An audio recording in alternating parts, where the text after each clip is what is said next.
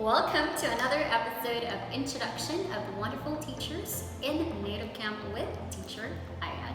In today's video, I will be introducing 5 wonderful teachers. Teacher Peter, Teacher Ilse, Teacher Pamela, Teacher Cassie, and Teacher Rodrigo. From the country famous for its attractions such as the Grand Canyon, tech innovation, sports, and has a large imprint on the global culture thanks to famous movies, television shows, and music. America. Alright, without further ado, let's start the video and please enjoy watching. Hi, my name is Cassie. I am an English teacher based in Nashville, Tennessee. I studied Japanese when I was in college. I lived in Japan for a little bit. So I love working with Japanese students. That is a big passion of mine, and especially being able to incorporate a few Japanese words here and there in lessons, just to make learning easier for everyone involved. But I love working with Native Camp. I love teaching, and I just working with people is my favorite thing ever, and especially when it comes to educating and seeing somebody learn something. I'm just like, oh, they're getting it. This is amazing. It's a light bulb moment, right? We call it light bulb moment. Exactly, the light bulb moment. I'm like, I see it. They have exactly. the light bulb moment. And I can definitely see why you're so popular. You have such, positive aura, and it's very welcoming. And you mentioned earlier that you've been to Japan. How long did you stay in Japan? Yeah, I lived in Japan for 6 months. I lived in Osaka. Wow. I love Japan. I have such a passion for it. The food, of course. The food is amazing. Delicious. People. Exactly. Yeah. Exactly. Just everything. The whole culture. It's just so special to me. And I think the students feel pretty excited, especially if they hear the teachers that the teacher has been to Japan. It makes them feel happy. There's like some kind of a connection that they feel. Exactly. Yeah, it's the same thing. It's like we can connect on a certain level and kind of have more things to talk about as well, in a way. Exactly. Yep. Yeah. Did you have any memorable experiences in Japan? One thing that you can never forget? Oh, goodness gracious. I had so many things that I couldn't forget. So just from getting lost in the city, and when I first went to Japan, I did not speak Japanese very well, so I knew basic greetings and things like that, but I remember getting lost in the city and having no idea how to get home. So what did you do? I was with a friend, and so thankfully we just kept walking and walking, and then we found I think we found a convenience store, and so we kind of did like broken English, Japanese, like university dorm room wear, and so it was like pointing, and but it was just things like that are so special to me, because it's like, it's obviously a problem not knowing where you are or whatever, but it's also such a great experience, and like it's such a great story after. Like, yeah, I got lost in Japan and I figured out how to get home. Exactly. Kind of thing. It didn't stop you from coming back to Japan again, right? Exactly. No, it just made me want to come back more. Exactly. It was a pleasure. Thank you so much, Cassie. You too. Take care. Bye. Bye. Okay, very good. Well, my name is Teacher Peter. Of course, you can just call me Peter. I am from the state of Pennsylvania in the United States, in the small city of Philadelphia. And of course, I've been traveling quite a bit to South America, and soon I'm going to be going to Europe in July. Oh, so really? I'm very excited about that. Yeah, to teach out there too. So I have been teaching in Colombia, Peru, Chile, and also Argentina. That's so amazing. Yes, and I have been learning so much about a lot of different cultures, and it's so amazing how different countries can bring so much knowledge to a tutor, and always the students are really, really good. They're very amazing. It's so rewarding to teach them, and especially Japanese students, because they're very polite, they're very easygoing, and it's so amazing. And not only do you teach the students, but the students also teach you their culture, their opinions, and that is awesome. Yes. Yes, it's a two-way street. We learn something from them too, right? Yes. Regarding the textbook in Native Camp, what is your favorite textbook? My favorite textbook would probably be the daily news. Oh, I do have a wow. lot of students that choose the daily news. Now, the daily news, I really like it because it not only gives you a vocabulary to learn, it also gives you definitions, examples, so we can really look into learning new vocabulary and using it on a daily basis. Also, it has a daily news, the article, which is it has for the student to read, making sure that the pronunciation is good, and comprehension, which is questions about what you just read. So, and also at the end, it has a little free talk to talk about the Correct. article. So I feel that daily news just covers a lot of things there. So I really love that. Exactly. You pointed all the good things or important things about the daily news article textbook. Can you please give some advice to them? And please Sure. invite them to book your class too. Of course, of course. Now, I tell a lot of my students this one comparison, right? The tongue, lips, your lungs, and also your jaw, they're all muscles, okay? So kind of compare this to when you want to kind of gain some weight or you want to go to the gym. You want to make sure that, at first you're not going to see a huge difference. Obviously, when you go to the gym 6 months, I'm not gaining weight or I'm not losing weight enough. But once you get after the 6 months, so maybe even a year, you start seeing a huge difference. So what I could suggest to all my students, just to be patient and also make sure that you do it every day. Make sure that you put the English language into your life. Read Netflix in English and many other things that you can do. And also take classes very seriously because we do want to make sure that your progress is steady and your growth is steady. And what I would suggest is just make sure you do it every day. The English language, to be able to learn it, is a repetition. So by you preserving a lesson, of course, you're going to the gym right here, okay? So you can be able to speak, communicate with other people. And of course, make sure you read and you're steady with everything. And you're constant and you have a lot of confidence when you come into the lesson, okay? And of course, I will give you confidence. If you don't have any, I'll make sure that you start speaking and you're open-minded a little bit with me because I know that some of my students can be shy sometimes. Exactly. But don't worry. When you come into my class, you feel happy. You feel like, oh, you know what? I feel that I could actually speak to him, without being shy. And yeah, it just feels good. And I invite every student to come into my classroom to reserve a class because I know that you're going to learn every day something from me. And obviously, it's going to be a fun lesson. That's what you want. You don't want it to be boring. You want it to be fun, energetic, and you want to learn something every day. You want to actually come back. That's what I want. Thank you, Teacher Peter. Hope to see you again next Well, time. you're very welcome. I hope I see you again. Thank you very much. You have Bye. a wonderful evening. You Bye-bye. too. My name is Teacher Pamela. I went to the University of Illinois and I studied architecture. I have my bachelor's in architecture. But after I had my son, I realized that I didn't want a job that would be my life. I needed my job to support my life. So I began to do jobs that were more efficient, time efficient, so I could have time at home with my son. That's so sweet for a mother to say. I guess all mothers feel the same, right? And I've read your introduction on your profile. It says that your son is also working in native camp. Yes, he is. He is. Teacher Max, I believe, right? That's his name. Yes. On your profile, it says that you've been to a lot of countries. Can you tell us?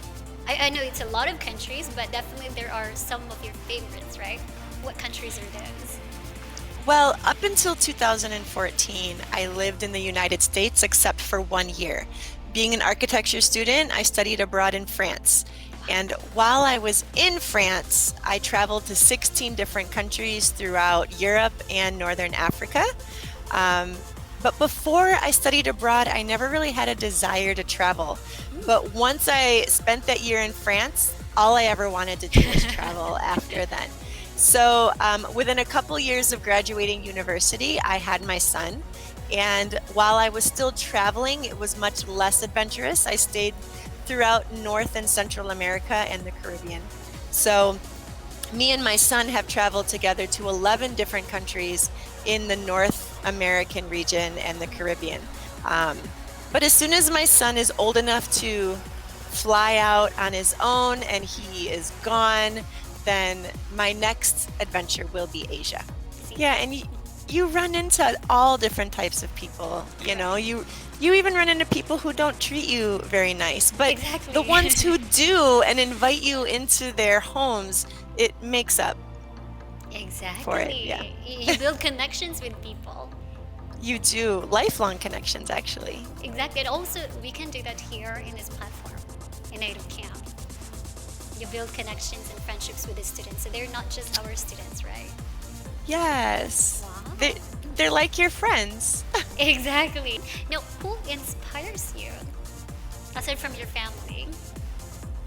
Let's see well, should I talk about religion? It's okay, don't worry. They are open-minded, maybe. It's okay. Oh, okay. So, well, I'm a Bible student, and in my free time, so Native Camp helps me to maintain my volunteer work. So my main objective in life, besides being a mom, that's number one, is my volunteer work. And I teach people about God through the Bible. And so the Bible characters, to me, they come to life. They're real people, and you learn from them. And so that is what inspires me, my connection to God and learning about his servants in the past and their strengths and their weaknesses. And and right now we're in the memorial season, so this is the time of year where Jesus died, and so my son and I are doing our Bible reading every night building up to the night Jesus died. And so that's, I mean, of course, that's super inspiring to me too. Oh, you're welcome. Thank you. We'll see you again next time. Take care. Have a Okay. great day ahead. Enjoy your lessons. Bye-bye. Well, my name is Rodrigo. I'm one of the native speakers here at Native Camp. I was born and raised in Los Angeles. This is where I live. And yeah, I'm 25 years old, and I met a lot of people, like living in a multicultural city with a lot of people coming from different countries, trying to learn the English language. You love Hayao Miyazaki in Japan, and you love ramen. Yes, I do. Have you been Yes, to I Japan do. before? No, I mean, it's so funny, this question, because many students, they always tell me that, so you have been to Japan Yes. before because you know a lot about Japan. And it's just like, I hope, I mean, I would love to travel to Japan and stay there for the rest of my life. But the thing is that I as I mentioned, like growing up in California, I always had a lot of Latino friends, Asian friends, and some of my dearest relations, they are from outside America. And I remember just like growing up and my friend just like giving me a VHS to watch Totoro Aw, or Totoro. or Sento Chihiro or stuff like this, and I would just be like, wow, this is impressive. And they have, I believe, a Ghibli Studio Museum that you can go. It's gonna be a Yeah. paradise for you because you love, Of course. Hayao Miyazaki. And you know what? Yeah. I'm pretty sure a lot of the students would want to be your tour guide if you want to go to Japan. Of course. Many of them, they have offered, like, if you ever find here, just like, Yes. please let me know so I can show you around. Yeah, and I go the same ways. Like, if you ever come to America once the whole COVID thing is over, I would love to show them around. Yeah, exactly. Everyone would be very excited. What Sure. advice can you give to the English language learners, especially those who are new to Native Camp? And please do invite them to book your lessons. Oh yes, I mean, I'm always here for you guys. I'm always excited about meeting new people and traveling and living your stories vividly from what you share with me. That's just a truly gift that you give, and in exchange, I'm just here for you as a friend and as a friend that will correct your English and will help you to master your skills. The biggest advice that I can give you, it's not about who studies the most, it's about who studies in the smartest way. So that could mean 25 minutes a day, but if you are constant with your studies and you are just like truly focusing and opening your mind to not being afraid of making mistakes and just saying like, it's okay, that's what I'm here for, and no one's gonna laugh at me. You got it. You got the language already mastered. Don't worry about accents. Don't worry about, just like be yourself, and let's keep on working together. Allow me the opportunity to work together with you and have a great time. likewise. I'll see you next time, okay? I'll see you next time too. Los Angeles is a Goodbye. really good city. See you. So hi, I'm teacher Ilse. I am 27 years old. I am from the United States. Do you guys know the state of Arizona? That's where I'm from. But now recently I live in Mexico. So I live in near a big city called Guadalajara. And here, since my family is also Mexican, we just my parents just immigrated to the U.S. when before I was born. This is how I know Spanish also. Amazing. So you speak 2 languages, right? Well, Mexico Yes. is such a colorful city. Wonderful Yes, culture. Yes, a lot of good food also. Exactly. Super good food. And in the Philippines, we have some Mexican restaurants. So sometimes I visit it and it's so delicious. I think I had a little bit of a culture shock when I came to live in Mexico because I always came to Mexico to visit my grandma, my family, but not often. So when I first came, I got married with a Mexican man. So we decided to thank you. So we decided to come to Mexico for a couple of years before settling in the US. But when I came down here, there were some things that I never experienced. For example, I think this is more common in other countries. In the US, we are never cold and we are never hot. So we all have central heating and cooling systems in the US, and therefore our life is very comfortable in every season. But in Mexico, that doesn't exist. Oh, really? You have to be a little bit cold or a little bit hot during the winter. I'm sorry, a little bit hot during the summer and a little bit cold during the winter. And this was kind of a culture shock. Also, like a lot of things are more comfortable in the US than in Mexico because it's a more developed country. But I also learned a lot about my roots. So, for example, the food, not just tacos, okay? Oh, yes. Mexico has more than tacos. Yeah, even for Filipinos, we love tacos. But as soon as we see like a taco shop, we think about Mexico. But there are a lot of good Mexican food or dishes. Yes. And I think that's why I like the new textbook World Tour because it tells you more about Mexican food. Exactly. And I can guess you can tell a lot about it to your students. You have a lot to share since you're living there. Yeah, and I was surprised that a lot of my students are pretty good at pronouncing Spanish. So if you guys ever teach Spanish, I'm totally up for it. Can you please give some advice or some pieces of advice to the students who are learning English? And please invite them to book your lessons too. Thank you. Okay, so guys, I think the best advice I can give you is to surround yourself with English. Usually when we surround ourselves with the language we are learning, it is easier to learn natural expressions. You can do this by, I think a lot of teachers have told you, watch television in English. What I also recommend to my students is that at least 5 minutes of dictation about what you're watching.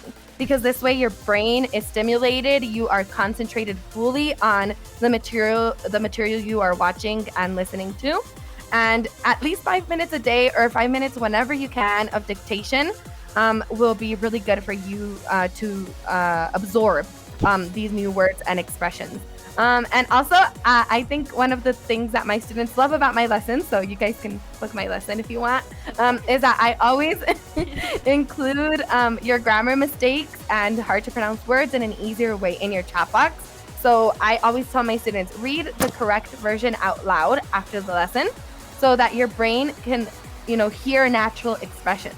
When it comes from your own voice, it's better because your brain is already used to taking information from that voice. So, this is one of the recommendations I give to my students also. Thank you. Have a good evening. Goodbye. Goodbye. See you. Arigato. Arigato. Welcome back, everyone. So there you have it. The 5 wonderful teachers from America. I hope you enjoyed the video. Please don't forget to click or hit the like and subscribe button below this video. And remember, learning is truly immeasurable. It impacts your life exponentially. It has a power to change your life. So learn everything you can, anytime you can, from anyone you can. There will definitely come a time when you will be grateful you did. Once again, this is Teacher Aya, and ganbatte kudasai in learning English. Stay motivated, and I'll see you again in the next video. Bye!